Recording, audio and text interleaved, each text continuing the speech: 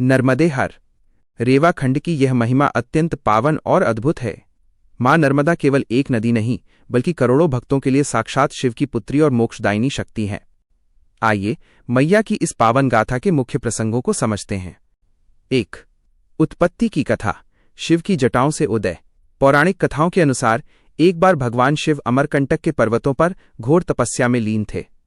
उनके पसीने की बूंदों से एक अत्यंत सुंदर कन्या का जन्म हुआ। उस कन्या की सुंदरता और आभा इतनी सम्मोहक थी कि देवताओं ने उसका नाम नर्मदा रखा। नर्म इक्वल्स सुख, दा इक्वल्स देने वाली। शिव ने उन्हें वरदान दिया कि प्रलय काल में भी उनका अस्तित्व समाप्त नहीं होगा। 2. मां नर्मदा का अनूठा स्वरूप।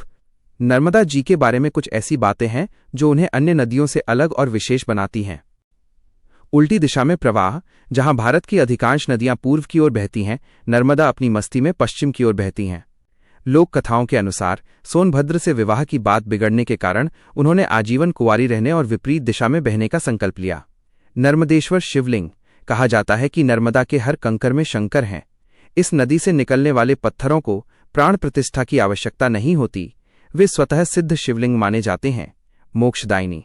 शास्त्रों में कहा गया है कि गंगा में स्नान से, सरस्वती के स्मरण से, लेकिन नर्मदा के तो केवल दर्शन मात्र से मनुष्य के पाप धुल जाते हैं। 3. नर्मदा परिक्रमा। अटूट श्रद्धा का मार्ग। नर्मदा दुनिया की एकमात्र ऐसी नदी है जिनकी विधिवत परिक्रमा की जाती है। भक्त अमरकंटक से चलकर समुद्र भरूच तक जाते हैं और फिर दूसरी ओर से वापस लौटते हैं। लगभग 3000 किलोमीटर की यह यात्रा केवल शारीरिक बल से नहीं, बल्कि नर्मदे हर के जयकारों और अटूट विश्वास से पूरी होती है। मैया की महिमा का एक श्लोक। सबिंदु सिंधु सुस्खलत्तरंग भंग रंजितम द्विशत्सु पाप जात जात कारिवारि संयुतम कृतांत दूत कालभूत भीतिहारी वर्मदे त्वदीय पाद पंकजम नमामि देवी नर्मदे। नर्मदा मैया शांति, वैराग्य और जीवनदायिनी शक्ति का प्रतीक हैं। अमरकंटक की पहाड़ियों से निकलकर खंभात की खाड़ी तक उनकी यात्रा हमें कठिन परिस्थितियों में भी अपना मार्ग स्वयं बनाने की प्रेरणा देती है।